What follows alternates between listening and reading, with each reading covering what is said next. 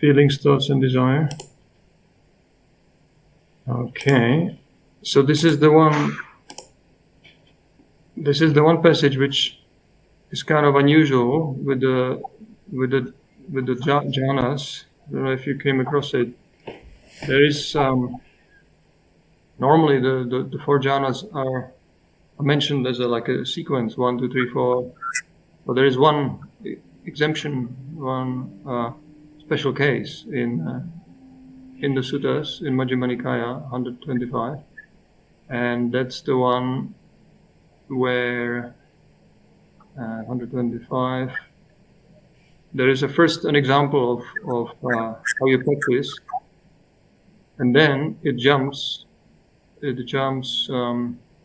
second jhana. So it completely sort of misses the first one, right?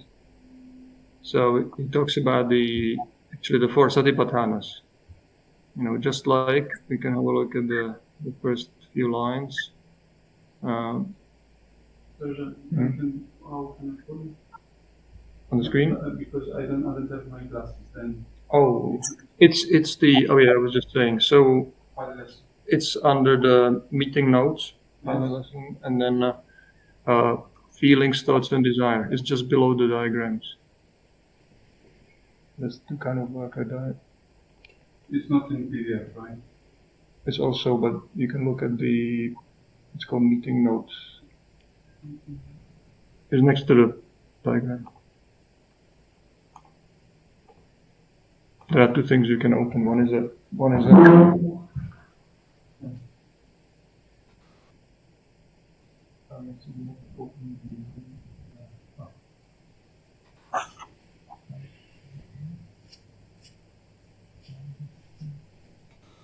Anyway, I'm just saying. Just a minute. There's somebody here who needs to connect to it. How do I get to it?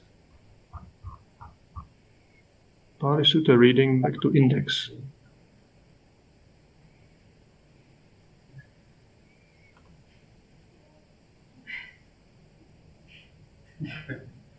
Yeah? Okay, you're there. So there are the two kind of like diagram pictures is just below that. Mm-hmm. Okay. So it's a bit of an unusual presentation.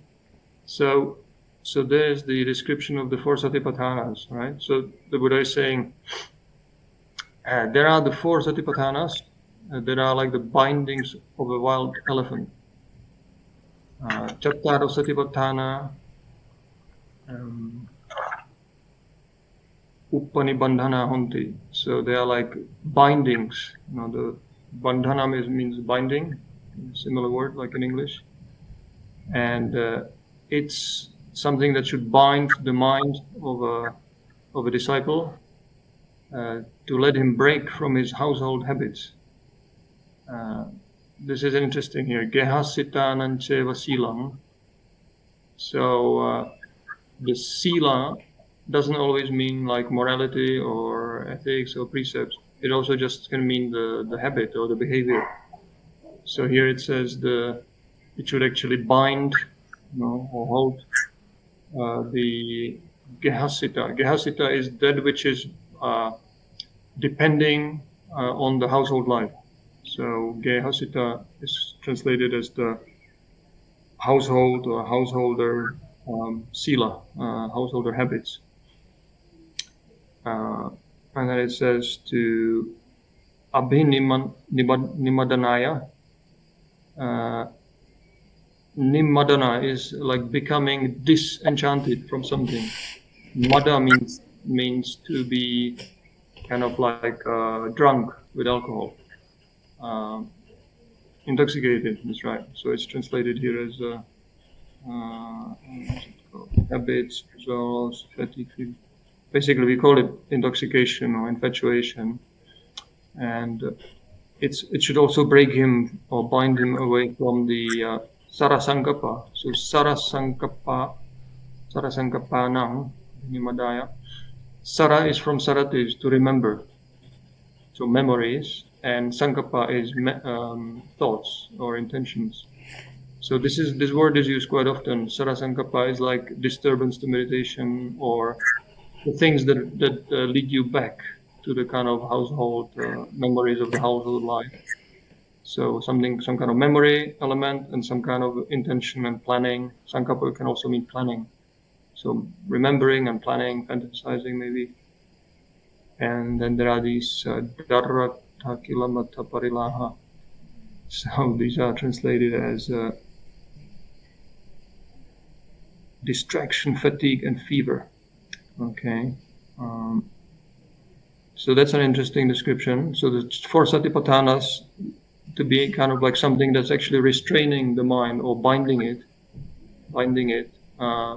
So it's doesn't seem to be this kind of open awareness practice, as sometimes mindfulness is described as just a kind of open, we call it choiceless awareness.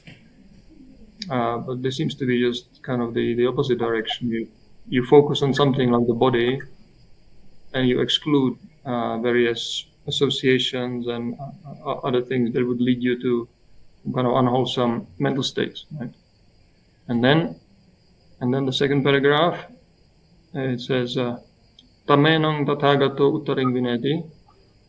So the tathagata then further, uttaring means like further or higher, and vineti means to train. It says here, the tathagata trains him further. Vineti means to discipline something or somebody. It's the word vinaya is related from this verb vineti. So vinaya is discipline or leading away from something unwholesome. So the Tathagata then disciplines him further.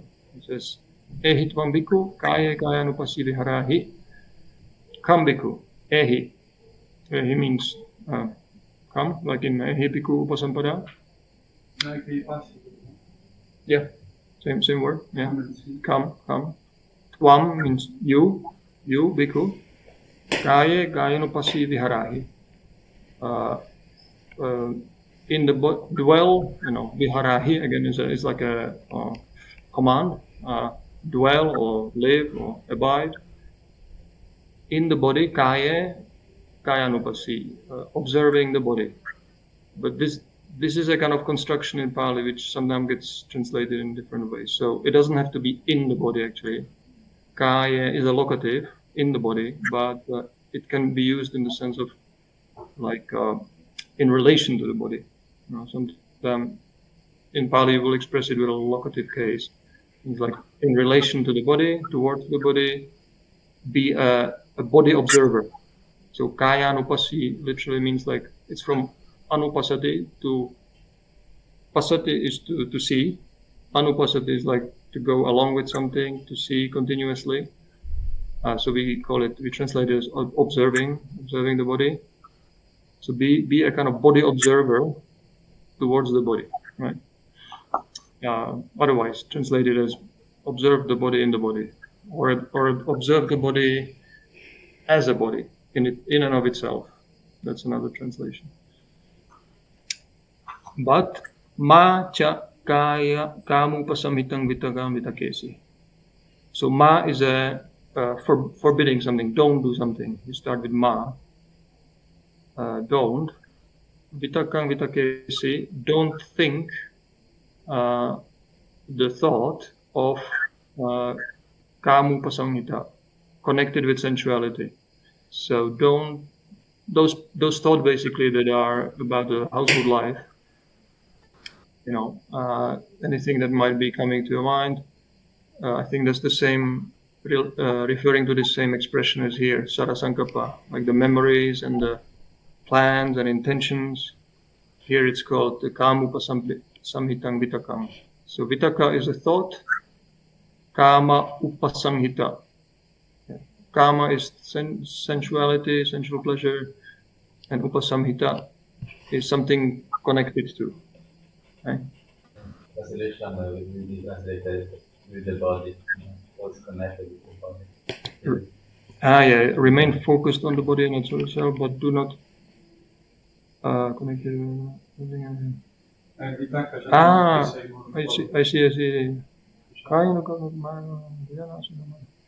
see. I think that maybe the translation here is not accurate. Or maybe there's a in the English translation it says, "Do not think any thoughts connected with the body," but here it says "kam upasampitam vidakam." So maybe the meaning of maybe there is some. Maybe he was translating from a different original. Anyway, but I remember it as this. Like basically, remain focused on the body or on the feelings, on the mind, on the dhammas, but don't think any kind of thought that's involved in a kind of sensual way. Don't fantasize or right. And then it says so vitakka vicharanam upasama, with the calming of these thoughts and vitakka vichara. Let's translate it as thoughts and explorations, or thoughts and ponderings. Patamang Jhānang upasampadja viharati. So he enters into in the first jhana. Second jhana, I think. Yeah, this is it. Second jhana. That's the strange thing about this passage. So it goes straight from satipaṭṭhāna, description of satipaṭṭhāna, into entering into second jhana. Right? Does that make sense to any of you? Anything strange about this passage?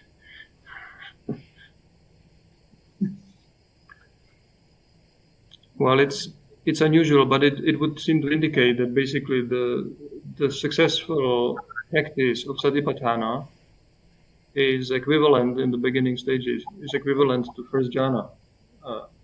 That basically the definition of the first jhana is that it's you basically overcome the 5 hindrances. There are no more kind of unwholesome states. Exactly this kamupasamhita, something that's connected with sensuality, and the opposite, some like negativity and anger and upset and all these things are suppressed. They are not present, and but there is still some kind of mental activity, which is translated as the vitakka vichara, which is translated as there are different interpretations. Some people say it's like the kind of lifting of a mind towards a mental object, when you pay attention to any kind of mental object, and then a kind of a subtle, even like movement around that object, exploration, exploring it mentally.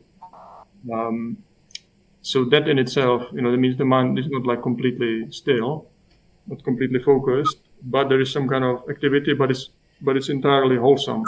There are no more kind of unwholesome movements of the mind towards like sensuality or any of the 5 hindrances. So that would seem to be equivalent, to the first jhana, if the practice of satipaṭṭhāna is seen in this way. So there is no kind of contradiction between. There are these kind of modern meditation schools that say, like in Burma, that claim that like satipaṭṭhāna practice is something completely different from the jhana practice. But in the suttas, if you look at it, there's enough. There are many suttas that just say, like, if you observe the body in the body, and putting away greed and distress towards the world, if you put effort correctly, then the mind becomes unified and settled and steadied internally, and the body becomes calm. So it's like it seems to be just one, the kind of a unified practice in itself. Vitakka vichara upasama in this case is connected with sensual thought. This feeling of thinking, evaluating sensual objects, then enter jhana, we can be another. That's exactly, that seems to be the connection here, that that when this kind of movement of the mind subsides, a movement towards this kind of unwholesome states, then yes, you enter deeper into a kind of deeper state of jhana. So the second jhana then is if you look at the definition, we have it above, avitakka avichara. So this is without this kind of lifting of the mind towards something and exploring around it. So it's more steady. So there is more kind of the same feelings of some kind of inner joy or pleasure or some kind of pleasant feelings, but less of a kind of mental movement. So anyway, it's an interesting passage, and if you read the suttas, you will come across it. I think Venerable Analayo has written about this somewhere, and he always tries to find some corresponding passages in the Chinese agamas, and whether they can throw some light on passages like this. And sometimes it has happened that he found at least, I think, one sutta in the Pāli Sutta where it was obviously one paragraph missing. Because in the Chinese, it kind of didn't make sense in the Pāli. But he found in the Chinese Agama text that they actually preserved one paragraph that really should have really been there, and that made much more sense. So sometimes it seems that there can be even like a corrupted text, something that doesn't make sense. But in this case, if I remember his writing, he said this was actually, maybe sometimes there isn't an exactly corresponding passage in the Chinese Agama. Sometimes you cannot find exact correspondence for every sutta or every part of the sutta. But this kind of seems to make sense, that the satipaṭṭhāna, the way it's defined, it would seem to lead towards Jhāna quite naturally. Okay, any thoughts of this on this?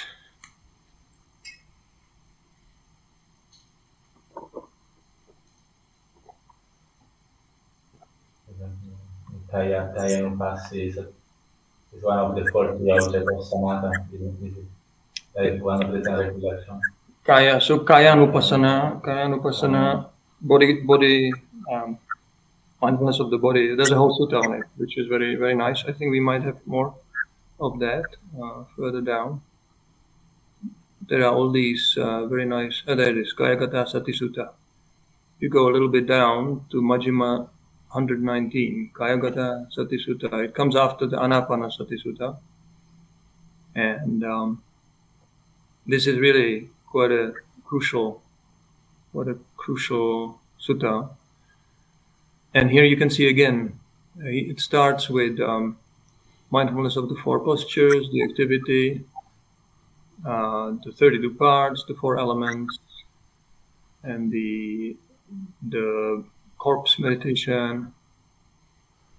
And then it goes to the same passage again. The same thing should happen. That would be if you do these kind of practices, then it says tassa evang apamatassa atapino pahitatassa viharato.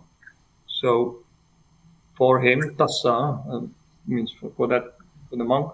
Evang means thus, being diligent, apamato. And atapi, again, like heat, ardent. Ardent means like having effort. Atapi. Pahitato means like resolute, again, putting energy, dwelling like this. Gehasita sarasankapa. So that's the same word here. Gehasita means that which is like base. Sita means like kind of like sitting in English, sitting in the house. Geha is a house. So those kind of resting, connected with the household life. Sarasankapa, the memories and intentions, the memories and plans. Te pahiyanti. So it starts with means those memories and intentions, and then te, they pahiyanti, they are abandoned.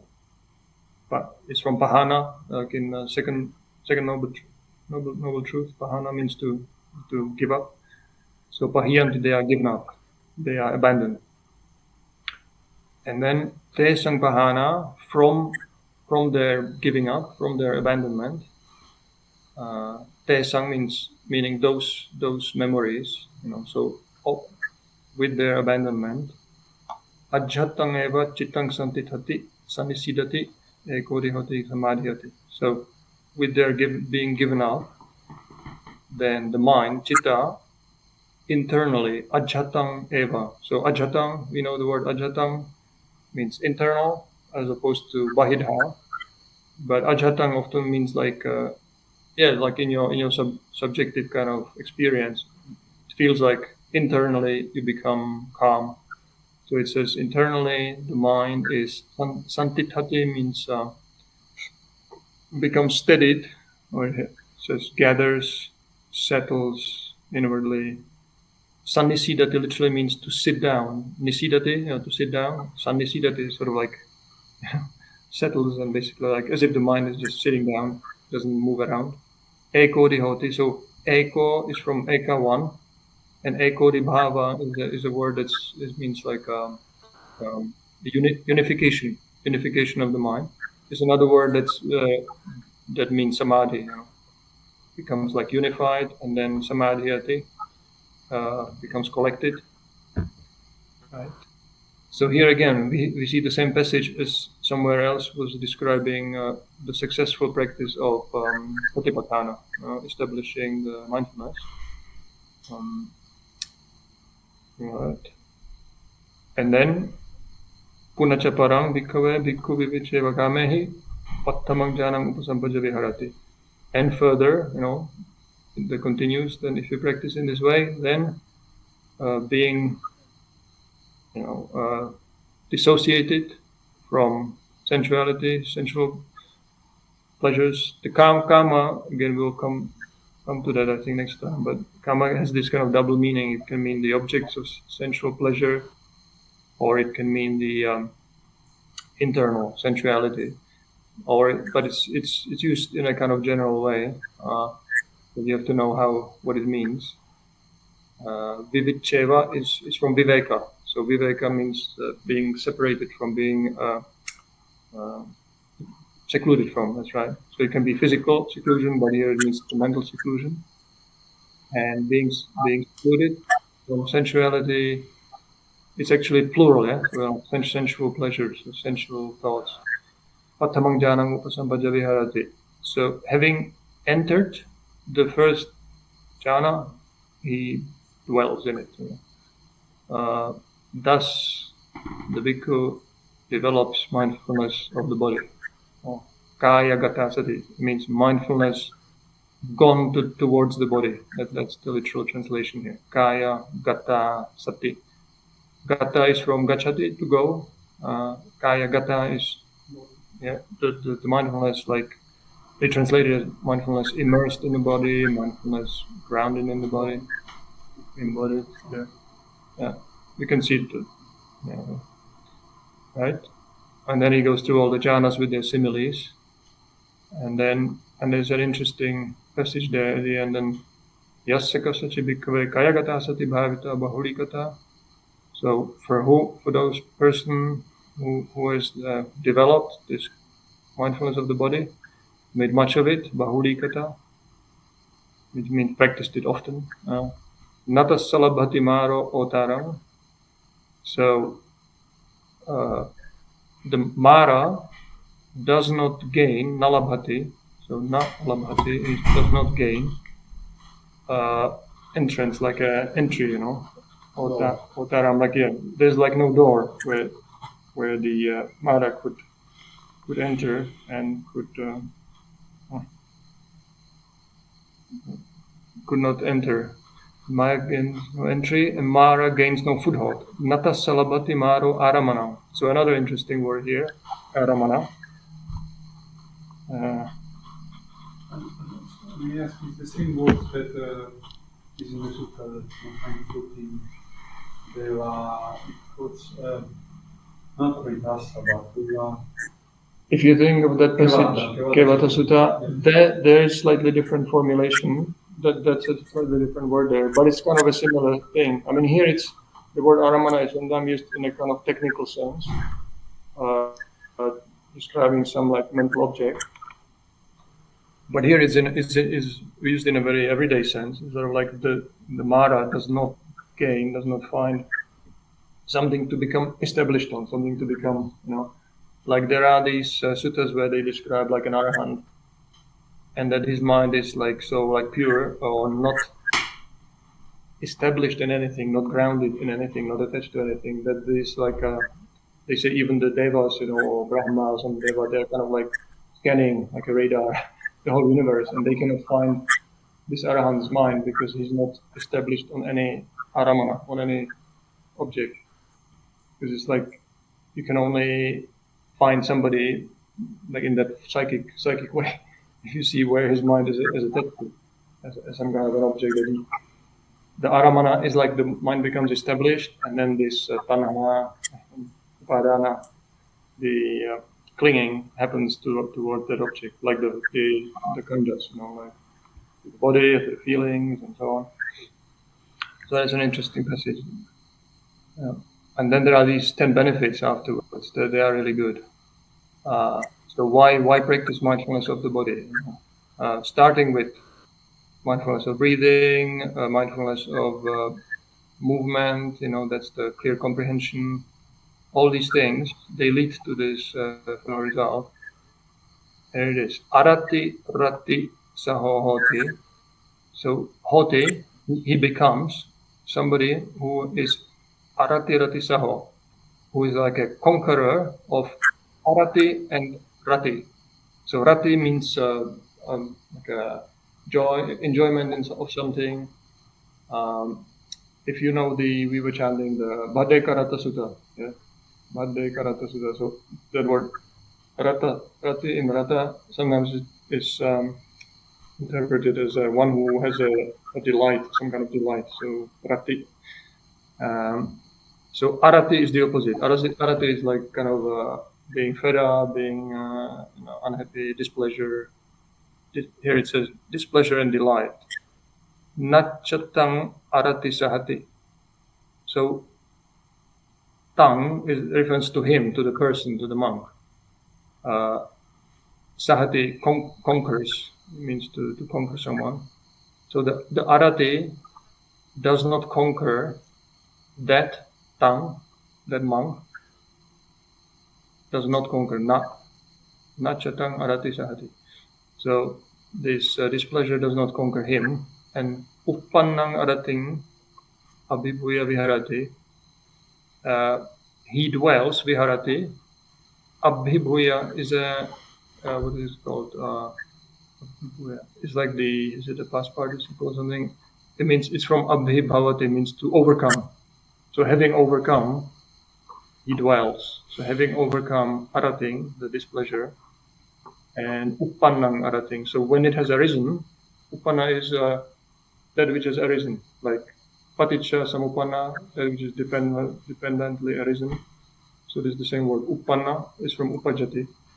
So the arisen displeasure, he has conquered, he dwells, having conquered it. And then number 2, bhaya bhairavasaho hoti, is the same.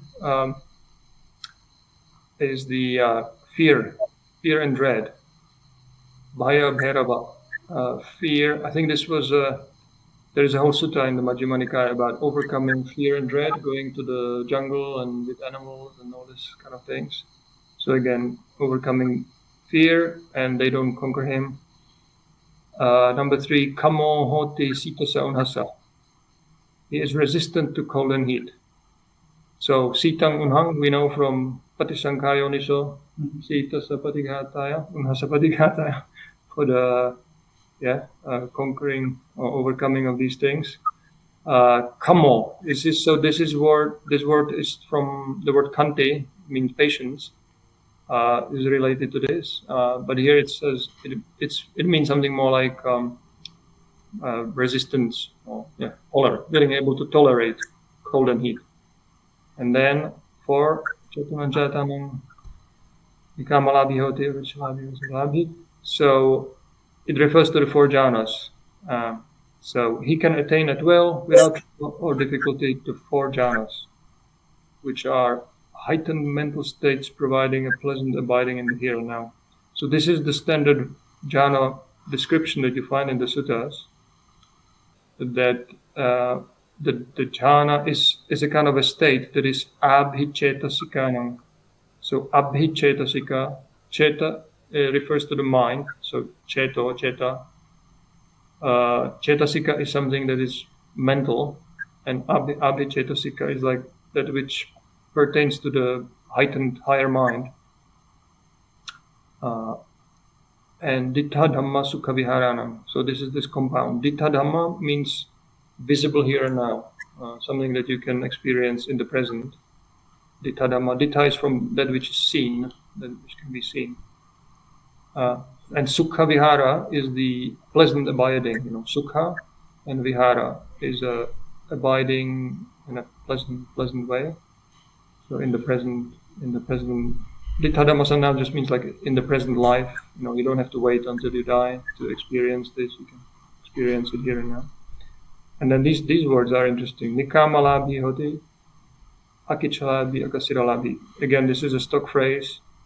It means like there are kind of states there are not normal people don't experience jhana, but it's something that the practitioner can just labhi means can obtain, can have, can achieve whenever he likes. Nikama means sort of basically wherever he likes. It's just at will, without trouble or difficulty. Kichha is like a kind of, you have to do something like a lot of effort. But akichalabi means you can get it without much effort and whenever you like. So, and then there are these, I think the others are the abhinya powers. They are shortened here, they are not mentioned in detail. The different psychic powers. And then the final one is the asavakaya. So with the destruction of the asavas, then achieving the liberation of the mind, liberation by wisdom, in the here and now. So, right. So that's a nice passage to contemplate. These you should definitely be familiar with the Kāyagatāsatisutta. Is the more popular is Anapanasati, but they are really related. That's why they are one after the other. One follows the other. Okay. So, we should say Kāyagatāsatisutta, this one. Right. Yeah, that's it. Okay. Any thoughts on this? Hello? Okay. Anybody came across that strange satipaṭṭhāna leading to jhana, skipping the first jhana? It's a very unique case in all the suttas. I think it only comes up once, something like this.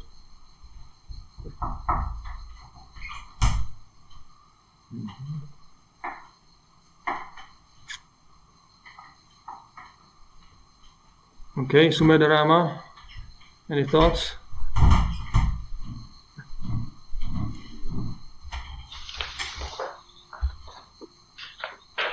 Oh, good here. Okay, I can see you. Well, if you have time after this, look up the Majjhima Nikāya, Sutta number 119, and it's one to be familiar with because it gives you like the encouragement and the whole motivation of practicing, like I said, mindfulness directly to the body throughout the day, and it leads to all these good benefits. And I think there is another, I don't know if the simile is in that sutta or in another one. There's another good sutta, I think, describing the benefit of the mindfulness of the body when it's fully developed. It's like if you've really developed strongly mindfulness directed to the body, it's like if somebody with this, I mean, it talks about this Māra. Māra does not gain an opening.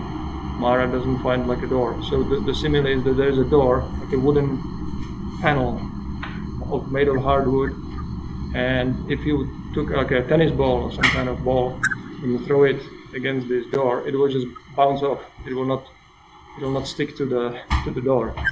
So in the same way, the Māra doesn't find any opening. So it means any of these kind of unwholesome thoughts or memories or things connected with the household life will just not stick to your mind. So that's another nice simile.